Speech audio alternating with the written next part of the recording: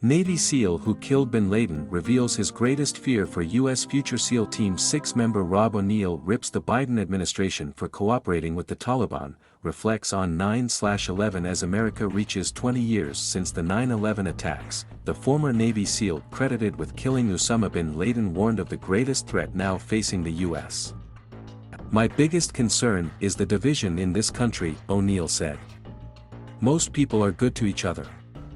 But the anger and the division gets the ratings, and that's what people hear. A lot of people know if they keep people divided they can stay in power, and it's wrong. We can disagree with each other, but we're on the same team when it all comes down to it," he added. O'Neill said 9/11 should serve as a memorial to not only those who were lost in the attacks and following years, as the U.S. engaged in the longest war in American history, but as a reminder of shared American values. There were people running out of the towers to live, and there were policemen and firemen running up to die. And we have those people there, and it's very, very important to realize that, he said, referencing backlash police precincts have received nationwide. "Those are the good guys, and they're out there," O'Neill added. "When the demons come, someone's going to be there to defend you, and America should realize that." O'Neill, who was deployed as a SEAL more than a dozen times, described being in Kosovo for a peacekeeping mission during the 9/11 attacks with SEAL Team 2.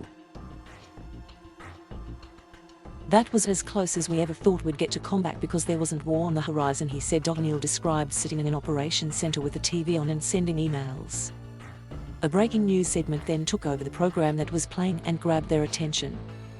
"We were looking at it, at the North Tower, and guys were saying, you know, a small plane. That's a huge building, that's a really big hole, and that's a clear day. This is weird."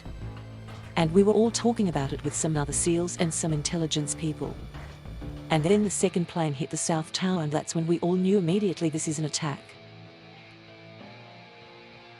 O'Neill wouldn't deploy to Afghanistan until 2005 when he was sent in with a SEAL team to rescue Marcus Luttrell, a mission dubbed Operation Red Wings and featured in the film Lone Survivor. O'Neill, who was deployed as a SEAL more than a dozen times, described being in Kosovo for a peacekeeping mission during the 9/11 attacks with SEAL Team 2. The former SEAL said one of his chief concerns is how quickly the US has seemed to forget what the struggle against Islamic terrorism means. "People do need to realize that, you know, as opposed to yelling at each other on social media, there's an enemy out there that wants to kill all of us. And it doesn't matter, really doesn't matter, what you look like, it's your ideology," he said. "You don't believe what they think you should believe, and they're going to kill you." One of their sayings is, "The Americans have the clock, but we have the time," he added, warning against the threat of a future attack. "They are going to adapt." O'Neill urged Americans on the eve of the 20th anniversary of the worst attack on US soil since the 1941 assault on Pearl Harbor, to find common ground and stand united in shared American values.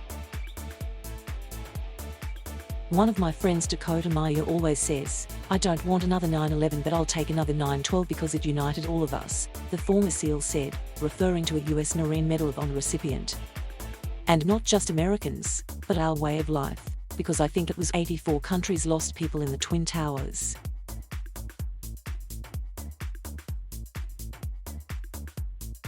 Thank you for watching. Please subscribe.